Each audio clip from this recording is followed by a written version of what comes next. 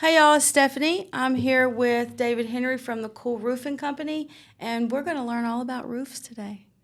Yes, ma'am. How you been today? I've been really good. It's raining a little bit outside. How was the drive here? Drive was fine. We stopped and grabbed some lunch. So, we always love Atlanta traffic.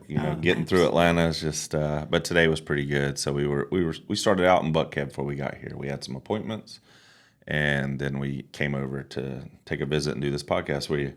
Yeah, you got to be careful out there nowadays. We have traffic all day here now. Okay, so we're going to learn about some roofs today. Who are you, and how long have you been in the business? Well, my name's David Henry. I'm with the Cool Roofing Company. We've been in business since 1998. I've owned the company since 2008. I'm actually a third generation roofer, meaning I do roofing, my dad did roofing, my grandfather did roofing. So I hope that answers. I've owned the company for 16 years. So you probably know what you're doing by now, huh?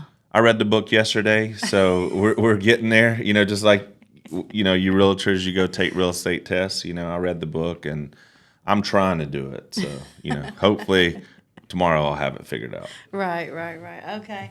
So people want to know, how much does an average roof cost, say, for about a 2,000 square foot house?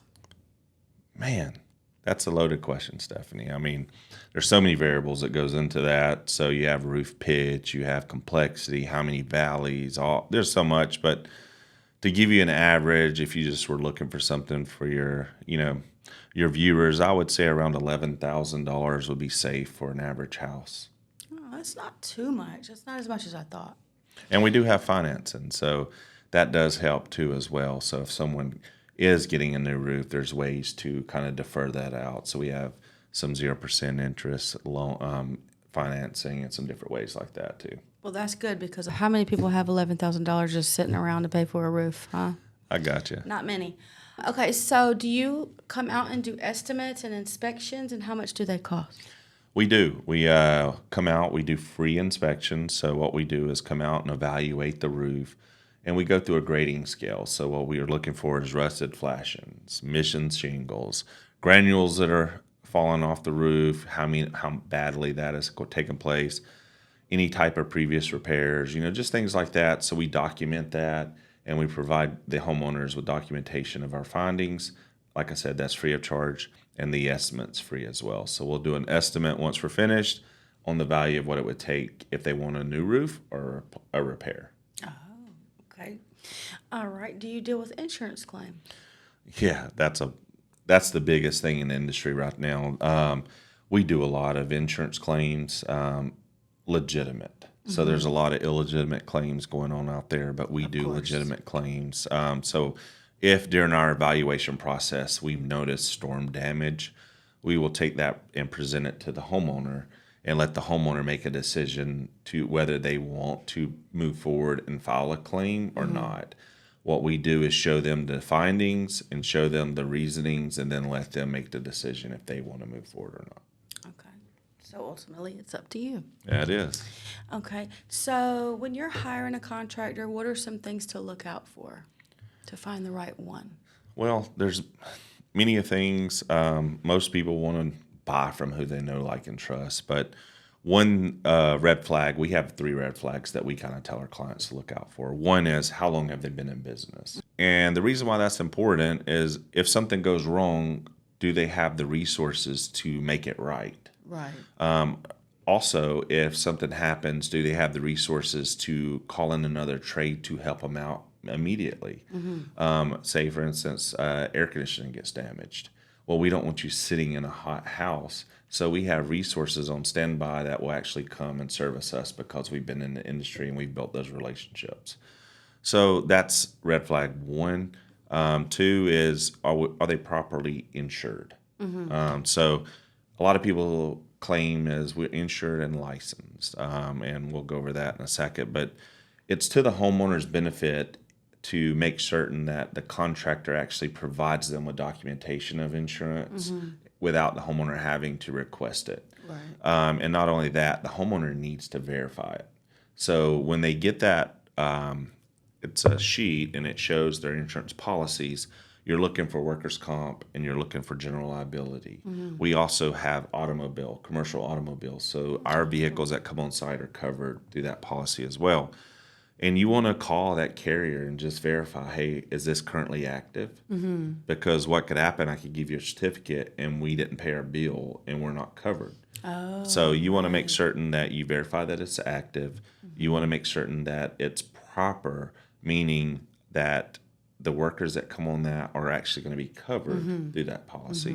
Because God forbid someone got hurt, the worst thing you want to do is file a claim to take care of those people. Right. As a homeowner. And then 3 is licensing. You want to make certain that, Georgia's a non-licensed state. So what we do is we provide documentation of our license in other states. We're licensed in Florida, North Carolina, South Carolina, Louisiana, and I took the business law in Tennessee. I just am not currently licensed there, which all I have to do is renew it. Okay. So that gives us credibility and you comfortability, meaning that we have the expertise to perform the task that we're telling you that we can do because we've taken rigorous state exams. They also check our financial backing to make certain we can operate and be in business.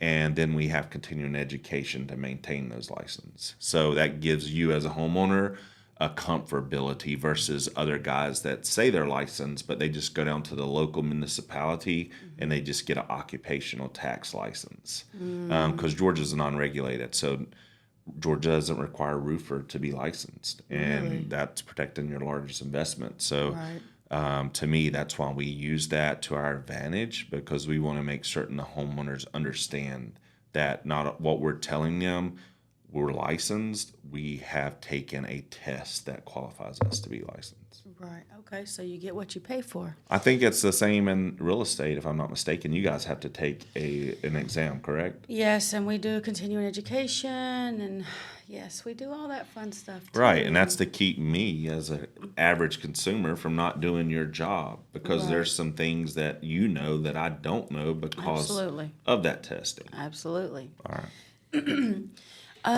Okay, so what is the importance of a roof?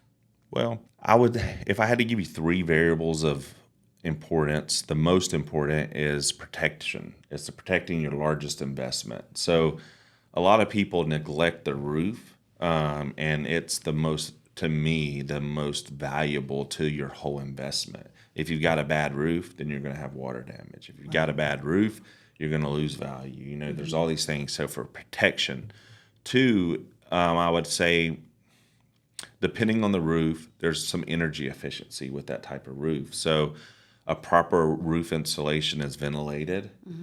So that gives you some, energy efficiency. You can, they have products out there that have actual reflectivity values to them that gives you some energy efficiency. So just depending on what product you choose, it gives you some energy efficiency. And then I guess number 3 would probably be like your property value. So if you have a new roof, it's going to increase your property value. 1, because it's a worry that if you transfer that on to someone, they don't have to deal with putting a new roof on. And 2, it just the curb appeal to it. Oh, yeah, it looks real nice when you pull up to a house with a new roof. Just like a lawn. A lawn? Yes. A real nicely manicured lawn will, give you that curb appeal. Whether if you had grass and shrubbery and all that versus pulling up to a dirt yard. Right. So the roof is part of the aesthetic value of a home too. Right, absolutely. So after someone buys a house, they pass the roof inspection and, out of sight, out of mind. No one thinks about their roof. What are your recommendations on that? Well, what we typically do, and it is true, people buy a house or they put a new roof on and they just say, okay, we're done with that. That's no longer a problem. But reality is, it's just like your car. You buy a new car and you want to maintain that car with oil changes, new tires, things like that. It was a new home, but as you drive it, it's no longer new. So the same thing with a roof. A roof is new the day you put it on, but the first day you put it on, thereafter, it's getting hit with elements. The sun's beating on it. All these things are taking place. So what we recommend is you actually do a semi-annual inspection minimum, right? And then also after any major storm event, it would be my recommendation to call whomever did your roof back out to do an inspection.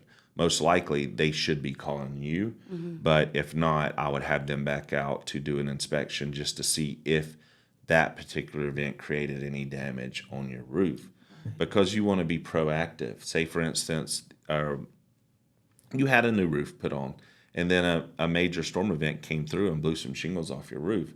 Well, just because you had a new roof on doesn't make it non-susceptible to the forces of nature. Right. So you want to make certain if something's going on, you're proactive to it, because insurance requires you to actually try to mitigate damages. So if some shingles are blown off, you want to have someone tarp it, cover it up so it doesn't increase the damages inside of the home. Right.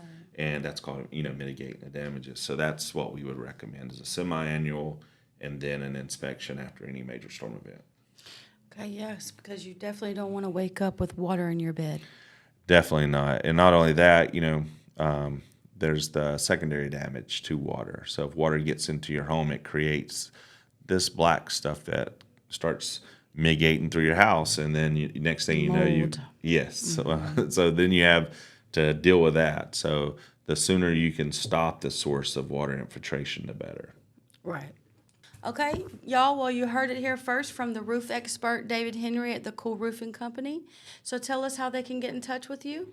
They can reach us by phone at 888-216-1766, or they can reach us on the web at thecoolroofingcompany.com, or email us at info@thecoolroofingcompany.com.